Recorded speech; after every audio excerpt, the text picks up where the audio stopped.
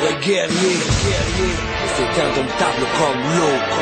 Il ne cesse de fluer, même blessé. Il ne cessera d'avancer. Brave, sage, sa foi est son seul allié. Et fait de l'arène son sanctuaire. Une terre pour mystifier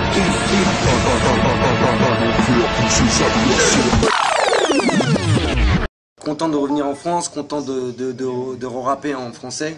C'est là que j'ai tout commencé, c'est là que j'ai poli mon style et qui m'a permis de pouvoir avoir une carrière internationale après. Donc c'est ici que j'ai fait mes armes, c'est ici que je dois revenir. Comme je te dis, ouais, j'ai fait une aventure outre-Atlantique un peu, tu vois, en train d'expérimenter un peu des nouveaux sons. Et j'ai sorti 5 albums, j'ai eu des nominations au Latin Grammy. Aussi en tant que producteur, je me suis fait aussi connaître comme producteur, pas simplement comme MC. Et puis bon bah voilà, ça m'a permis d'avoir autant de classiques en France que des classiques en Amérique latine. Et je trouvais que ça bon, j'avais tourné un peu là à la boucle, là ça bon, ça fait 10 ans de rap latinos, 10 ans de rap français, 20 ans en tout. De rap. Le tour du monde en 20 ans. Ouais, le moment était revenu de revenir. Et je trouve que justement, c'est pas que j'ai laissé le rap français, simplement j'étais en train de faire d'autres choses. Et j'ai toujours eu cette affection pour le rap français, mais je trouve que. Non, je trouve que justement, j'arrive avec un truc frais. Peut-être que si j'étais resté en France, à faire que du rap en français, j'aurais peut-être pas la même fraîcheur, tu vois, là aujourd'hui. Ouais, je t'aurais peut-être pas même fait le même show que j'ai là. J'aurais pas fait les trucs pareils parce que j'aurais pas eu les mêmes expériences. Et c'est les expériences outre-Atlantique qui me permettent de revenir en France avec des trucs frais, tu vois. Et justement dire, putain les gars, j'ai un truc frais à vous donner, écoutez ça. En tout cas, on voit même que cyniquement, enfin, on sent quand même qu'il y a entre guillemets, ce que d'autres peuvent appeler l'exotisme. Ouais, c'est ma saveur, moi. Chacun a sa saveur. Il y a des gars qui rappent d'une autre manière, il faut que moi j'ai ma fraîcheur. Je suis un bonhomme aujourd'hui, je suis plus un enfant qui expérimente. Je suis pas en train de me dire, oh putain, ça serait bien. Non, j'expérimente plus. Tu connais déjà. Je connais, donc ce que je fais maintenant, c'est je sauce. Je sauce bien le truc, un peu de tomate, un peu de gingembre, un peu de ting. Ça, la salsa. Je suis pas en train d'expérimenter en disant, oh putain, non, là je sauce mon truc. Un peu de piquant, un peu de ça, et c'est ma saveur. C'est ce qui va faire un peu la différence avec les autres rappeurs qu'il y a dans l'Hexagone, tu vois, qui sont plus d'origine marocaine, algérienne, sénégalaise, ou tu vois. Moi, j'amène ma fraîcheur, tu vois ce que je veux dire. Et c'est ce qui va faire justement que ça amène un truc frais dans le game. Ouais, ton objectif là, tu comptes vraiment débarquer. Je compte faire très mal. Je compte arriver. Non, je compte faire très mal. Je compte arriver, faire bacadon. Arriver, j'arrive frais, j'ai envie de m'éclater. J'ai envie de faire des combinaisons avec d'autres MC. J'ai envie de m'éclater. Et aujourd'hui, comme j'ai dit, la thune est déjà faite. Je ne cours pas après l'argent, pas besoin de bling. J'ai un flow qui brille entre les dents. Là, aujourd'hui, je vais arriver pour kiffer. Ça y est, j'ai déjà fait ce que j'avais à faire. Maintenant, c'est que du kiff. Et les gens, ils vont le sentir et ça va marcher. Est-ce qu'aujourd'hui, tu as pu retrouver ton public? Ouais, bien sûr. Mais j'ai un public qui est très large maintenant. C'est ça qui me fait. Parce que, par exemple, tout à l'heure, j'ai fait des ateliers avec des plus jeunes. Ouais. Il y avait des gars qui avaient 19 ans, 18 ans, 21 ans. Ça veut dire que quand j'étais en train de sortir ça, par exemple, celui-là en 96, ces mecs-là, ils avaient 8 ans. Ouais. Donc, et qu'ils écoutent mes paroles aujourd'hui, qu'ils s'identifient, tu vois, des groupes même comme 1995 qui ont eu un bon buzz, qui sont de l'école un peu de chez nous, tu vois. Qu'on va recevoir aussi bientôt. Donc tu vois, c'est le moment où je me dis, putain, je suis arrivé, le bon Dieu fait bien les choses, tu vois. Quand c'est pas pour toi, c'est pas pour toi. C'est comme quand tu essaies de serrer une go qui est pas pour toi. Tu vas te casser les dents, il va t'humilier, tu vas claquer de la thune dans des restaurants, dans des soirées. Tu vas te fatiguer, elle va rien lâcher. Quand c'est pas le moment, c'était pas pour toi. Ça veut dire que cette meuf, elle était pas pour toi. Puis un jour, t'es dans d'autres affaires, t'es frais, t'as acheté ta caisse. 5 qui t'y attendent. T'as peut-être même déjà un autre go, et elle apparaît. Voilà. Et elle veut de toi.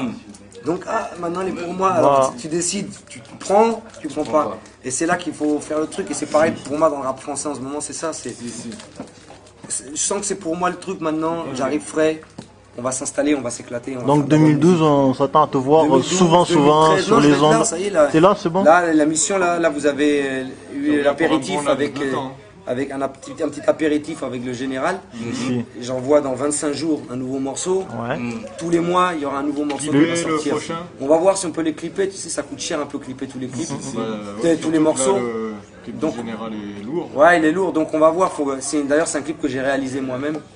Tu l'as réalisé en plus. Ouais, j'ai ouvert une boîte qui s'appelle Puros Production avec Alejandro Fidalgo, mon associé. Et on a monté une Puros. Non, Puro c'est le tabac, c'est la pureté, ça veut tout dire Puro. Donc on a monté une structure d'édition. Ouais, de filmage, de caméra.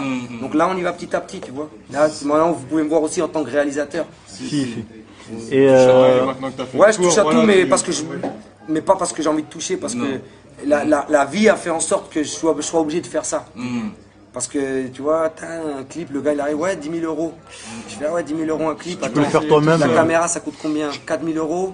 Un objectif ça coûte combien? Attends, vas-y, on s'associe avec un gars, on met chacun du bifton, on achète la caméra et on fait. On s'entraîne. Ouais. Comme ça, j'en ai pas un, je peux en avoir 5, 6, 7. Donc c'est la vie qui fait en sorte que, pareil pour les mix, pareil pour les programmations, pour les beats. J'avais toujours des producteurs à côté de moi, mais à un moment donné, tu as envie d'avancer plus vite, tu n'as pas envie de dépendre d'un mec, donc tu te lances aussi dans la prod. Donc c'est comme ça, mon frère. Et qu'est-ce qu'il en est, puisque en 2012, on s'attend à te voir ici en France.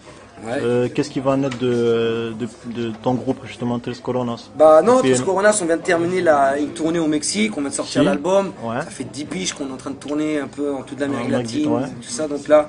C'est à un moment donné bien, après 5 albums, de prendre du recul. Poncho a envie de faire ses trucs en solo, j'ai envie de revenir à mes trucs, ça fait que du bien ça.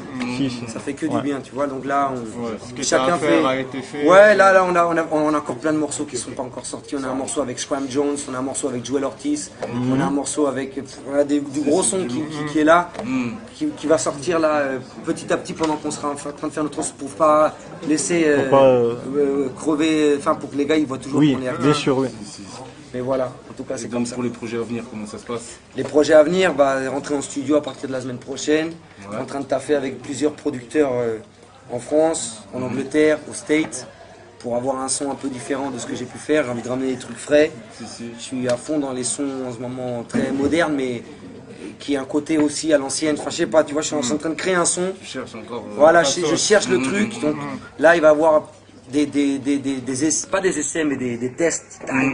Je vais balancer chaque mois. Est-ce que tu vas penser à Toulouse au moins? Bien sûr. Est-ce que tu vas penser encore à l'organisation qui t'ont reçu ici? Bien sûr, j'espère revenir et avec plus de monde cette fois, parce que je vais ramener peut-être plus de monde, parce que c'est normal, tu viens d'arriver. Bien sûr. Là, c'est les gens qui voulaient écouter des classiques. Après, il y a encore beaucoup de morceaux que j'ai à faire. Donc non, c'est un vrai kiff. Là, pour le moment, franchement, je vous dis, c'est un vrai plaisir de venir rapper en France. Je re-kiffe re-rapper mes textes. Je me dis, putain, c'est pas con ce que j'écrivais à l'époque. Encore jusqu'à aujourd'hui, quoi. Ouais, puis avec le flow, la technique d'aujourd'hui, je les réadapte à ma manière. C'est ça. Donc, ça te permet scéniquement d'avoir, il respire encore, tu vois. Et d'ailleurs, ça me donne envie de refaire peut-être quand le live il soit plus gros. Ça soit plus gros, ramener pas simplement un batteur, mais DJ, batteur, basse, clavier.